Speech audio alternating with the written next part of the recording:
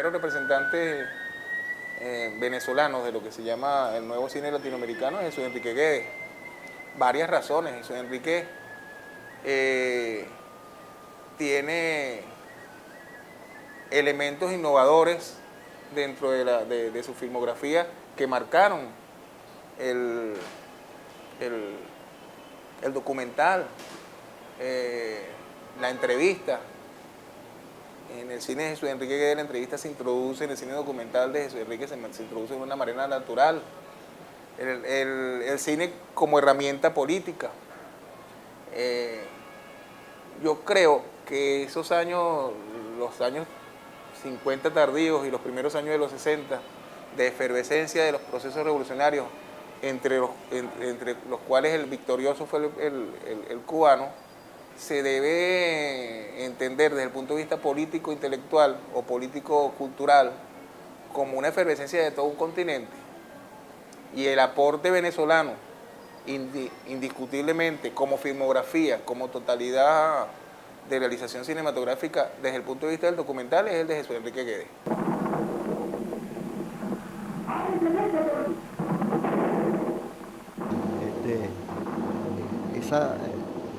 Esa reacción de rebeldía, que se cree que muchos creían que era porque nosotros queríamos o porque la gente quería hacer eso. No, era porque nos los imponían.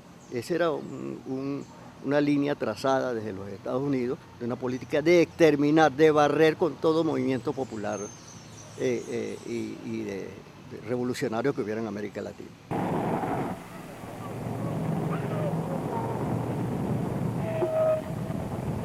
La ciudad que nos ve, y que es su segundo documental, creo, y me doy cuenta que es una película en donde él trató de hacer una especie de fusión entre o sea, trató de hacer una visión de la realidad completamente metida en una forma poética que yo no he vuelto a encontrar más en el cine venezolano. O sea, el cine venezolano nunca ha intentado hacer fusiones entre cine y poesía. No es un cine poético. Bueno, sí tiene a veces lados poéticos, pero troncalmente, como es La ciudad que nos ve, una película que de punta a punta, tú por momentos te escapas de la película y entras en una especie como de atmósfera poética. Y de repente él deja en la propia película esa atmósfera poética y se sumerge en una cosa de realismo crítico muy duro. Y va brincando, va cambiando de una forma a otra, pero esa es una película esencialmente poética. Y esa ha sido una cosa que es muy rescatable en Guedes, porque el cine venezolano en general no ha sabido integrar la poesía a su trabajo.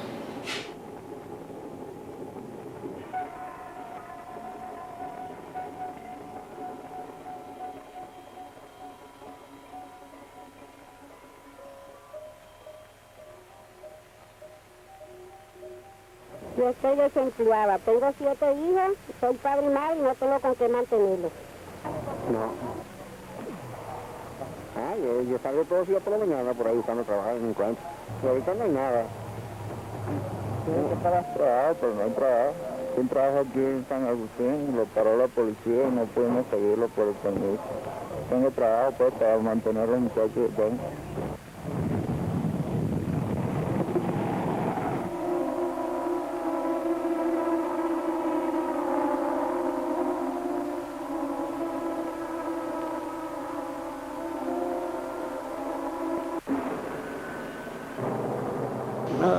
Una pregunta que me han hecho muchas personas cuando hablan sobre este tema político y lo ven a uno sobreviviente de aquello de Cande, todos amigos que fueron muertos, como yo digo, que estábamos ahí en Sabana Grande conversando, tomando cerveza, y el otro día veíamos en la prensa que habían matado a aquel amigo que había desaparecido, que no lo encontrábamos.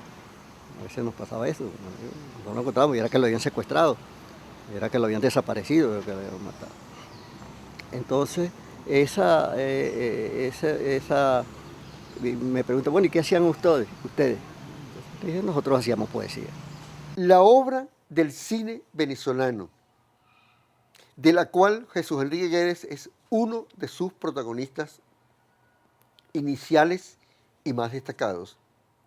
Comienza en la parte de la década de los 60, en que ya no hay la efusividad de los primeros años, del 60 al 63, 64, sino que más bien hay lo contrario. Las organizaciones políticas que mantuvieron la subversión están o marginalizadas hacia el campo, hacia lo rural, marginalizadas del interés de la mayoría que quería un cambio profundo después de la caída de Pérez Jiménez, ¿verdad?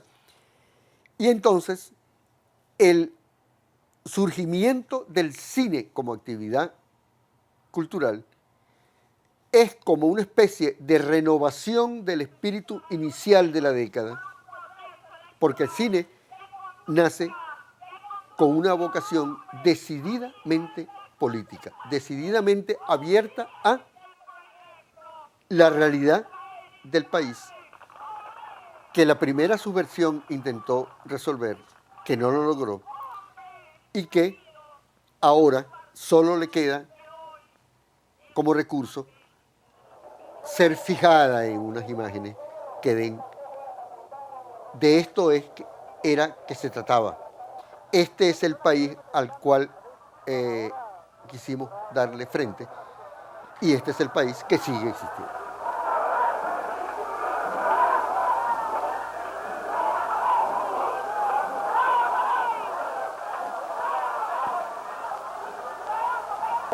¿Cree usted que el movimiento revolucionario, el movimiento guerrillero venezolano, ha sido derrocado?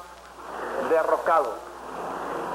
El movimiento guerrillero de Venezuela ha vivido un proceso propio de una realidad adversa a la utilización de esta forma de lucha en las actuales circunstancias. Nosotros no creemos que haya sido derrotado por la fuerza del imperialismo, de la clase dominante y del gobierno, solo que no ha tenido éxito en la captación de la voluntad popular de los venezolanos y en particular de las masas campesinas. Eso es lo que ha determinado que el movimiento no haya crecido como era de esperarse y como hubiera sido de positivo para el desarrollo del movimiento revolucionario en nuestro país. El gobierno y la prensa venezolana opinan que el movimiento guerrillero de este país ha sido aniquilado. ¿Qué opina usted al respecto, Jorge Rodríguez? Desde el propio inicio de la actividad guerrillera en nuestro país, el gobierno habla de su desmantelamiento. Sin embargo, a cada afirmación de este tipo por parte del ejército mercenario del propio gobierno, se suceden nuevos y más combates victoriosos de nuestros destacamentos guerrilleros. En la actualidad, la presencia de dirigentes políticos del movimiento Izquierda Revolucionaria en dos frentes guerrilleros, entre ellos el secretario general del MIR, Moisés Moleiro, el secretario general de la Juventud del MIR, Julio Escalona, confirman lo vigoroso que tiende a ser el movimiento guerrillero venezolano. Las guerrillas no solo no están desmanteladas, sino que se perfilan cada vez más como una perspectiva clara para la libertad del pueblo venezolano. Una de las cosas también importantes de Guedes es que Guedes introduce en el cine documental algo que hasta el momento no se había dado. Ese aporte es la entrevista. O sea, hasta ahora el documental era mostrar toda una serie de cuestiones desde el punto de vista del realizador, pero no mostrar la otra parte desde el punto de vista de la gente que estaba desarrollando o padeciendo cualquier o determinada situación.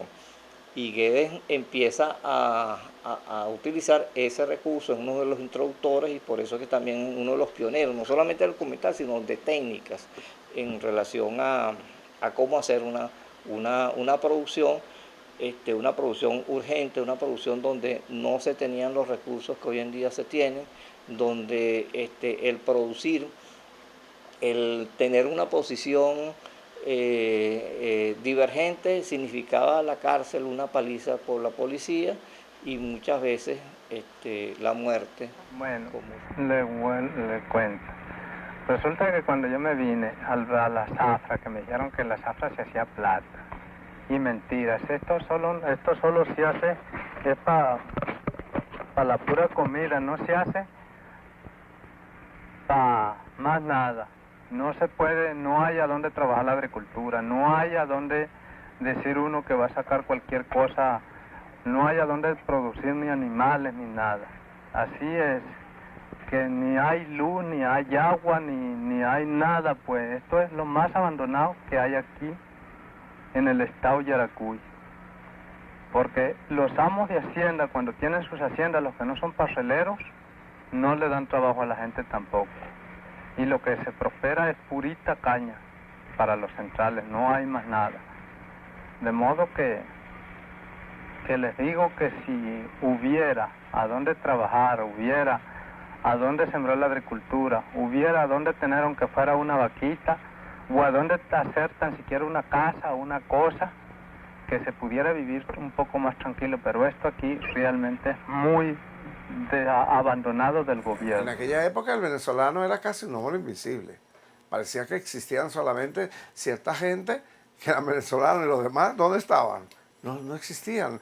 Porque el cine, de alguna manera, te hace ver a la gente, ¿verdad? Y eso trae como consecuencia que la gente se vea, se reconozca y se valorice. Entonces, yo creo que la importancia enorme que tuvo ese cine, y sobre todo en el caso Pueblo de Lata, es poner en evidencia una necesidad y un derecho a existir.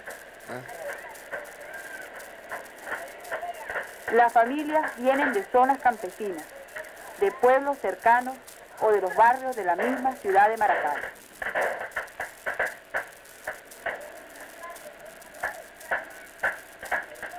Este lugar era hasta ayer un bote de basura. Nadie pensaba que tuviera dueño o pudiera ser útil para otra cosa. Pero cuando los desempleados comenzaron a construir sus ranchos, apartando las basuras y tapando los huecos, se hicieron presentes los dueños, los herederos. Que ahorita, mediante su capital, están presionando al gobierno para que nos saque a nosotros de aquí. Nosotros no tenemos por qué salir de aquí, porque estos terrenos eran del general Juan Vicente Gómez. Y el general Juan Vicente Gómez le guarda terrenos a unos familiares de él, los cuales no son sus legítimos dueños, ya que estos terrenos son de la nación, porque cuando Juan Vicente Gómez quería una hacienda, con solamente declararla patrimonio nacional, la tomaba como cosa suya para engrosar sus riquezas particulares. Por lo tanto, nosotros esperamos el esfuerzo mancomunado de todos ustedes para que unidos todos, una sola madre, y todos como un solo hombre y una sola familia, defendamos estos terrenos que no son de nadie, sino que pertenecen al pueblo venezolano, que por derecho le corresponde un pedazo de terreno donde construir un rancho para alojar su familia. A él le preocupaba que esa realidad siguiera así, y por supuesto quería contribuir a que hubiera un cambio, ¿no? Y pienso que como él proyectó mucho las películas fuera de ese medio que es elitista, digamos, del cine que se presenta solamente, o se presentaba sobre todo en aquella época en ciertos lugares muy cultos y tal, él lo llevó a la gente que tenía que ver la película, que tenían que verse a sí mismos.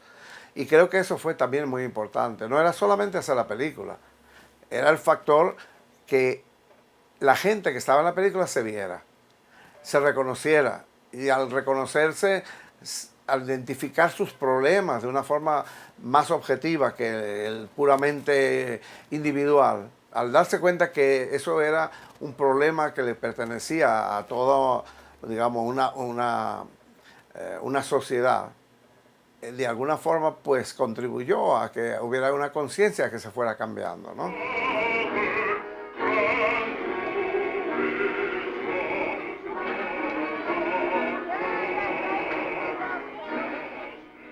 Zona del Canal, población 35.000 militares norteamericanos en las 14 bases del Comando Sur. 10.000 civiles soneitas, en su mayoría empleados, bajo la autoridad de un gobernador, también presidente de la Compañía del Canal, nombrado por el presidente de los Estados Unidos. Los panameños afirman que la existencia del Comando Sur y las bases militares en la zona del canal distorsionan los propósitos del tratado. ¿Qué opinión tiene usted? La protección del canal es derecho y responsabilidad del gobierno de los Estados Unidos, y ese es el principal objetivo de la presencia de las fuerzas militares en la zona. Nuestros objetivos aquí son los de asistir a los países de América Latina para mejorar el nivel profesional de sus fuerzas armadas. ¿Estos objetivos se han cumplido? No creo que podamos decir eso, pues es la clase de trabajo que debe continuar. No importa lo bueno que uno sea, siempre hay oportunidades para mejorar y eso es lo que hacemos. ¿Quiénes tienen en su cargo la orientación teórica y práctica de la Escuela de las Américas? It's a difficult question to answer in a short Esa es una pregunta difícil de contestar en tan poco tiempo. Además de que era un cine, o es un cine revolucionario por su propuesta estética, era un cine y es un cine revolucionario por su propuesta política. Ahí las fronteras no existían, la técnica estaba al servicio de una poética y uno como usuario, como espectador, entendía eso y eso era lo que lo llevaba a uno a ir al barrio con cierto riesgo también, pero porque ese cine tenía que ser discutido, tiene que ser discutido. Entonces, el momento histórico, político, en el cual surge el cine político de Jesús Enrique Guedes, es natural en él. Ustedes ganan 7 bolívares diarios. Ahora, trabajan demasiado. Trabajan 9 horas diarias y matándose. Manuel Taborda gana 24 bolívares, 3 veces más que ustedes. Y él trabaja menos que ustedes. Y yo, que soy el jefe aquí, que gano 10 veces más que Manuel Taborda, gano más que él y no trabajo nada. Ahora, yo siquiera hago algo, pero el gerente, el superintendente aquí, y el gerente aquí, y los gerentes allá en Washington, en Nueva York o en Ámsterdam y Londres, y las hijas de los accionistas, ¿cómo viven? Como unas guacamayas, pintadas, repintadas, con prendas de toda clase, y nunca trabajan, porque esas son las que reciben la mayor tajada de lo que se produce. Y eso es lo que se llama plusvalía.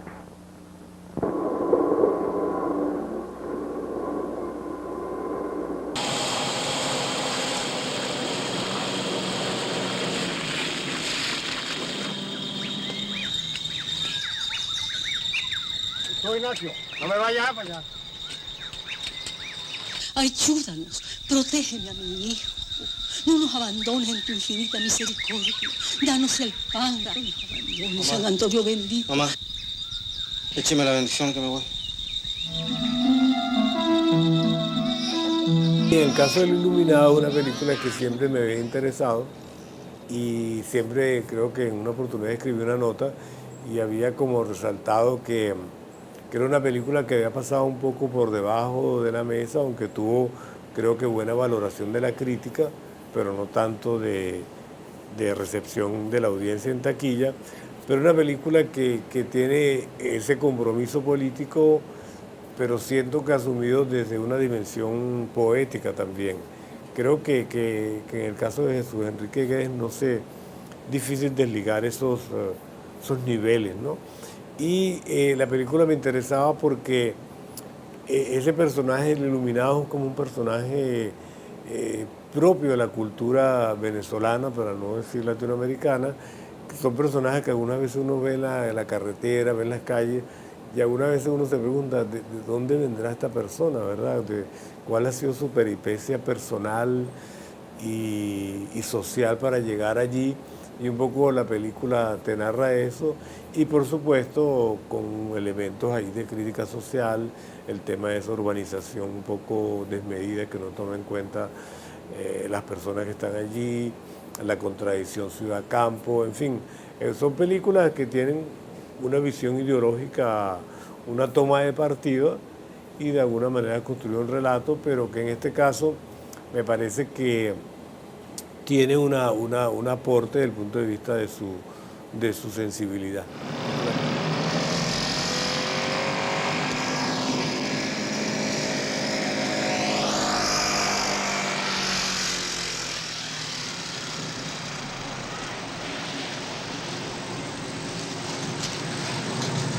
¿Qué le pasa? ¿Por qué se paró? Es que no sé para dónde vamos. ¿Que no está viendo que ahí dice hacia allá, hacia Puerto Cabello? Sí, perdóneme, pero es que yo no sé leer. Y se va a parar por eso. En este país de ignorantes que tanto que escriben y de gente que se hace rica sin saber español. No se preocupe, Ignacio, mire, yo lo voy a enseñar a leer.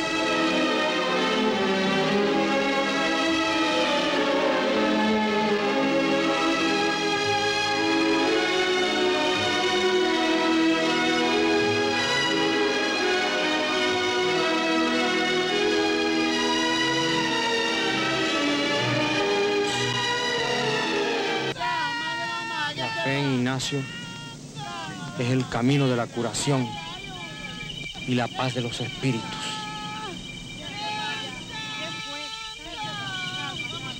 Santo y filósofo. Gracias, Dios mío, gracias.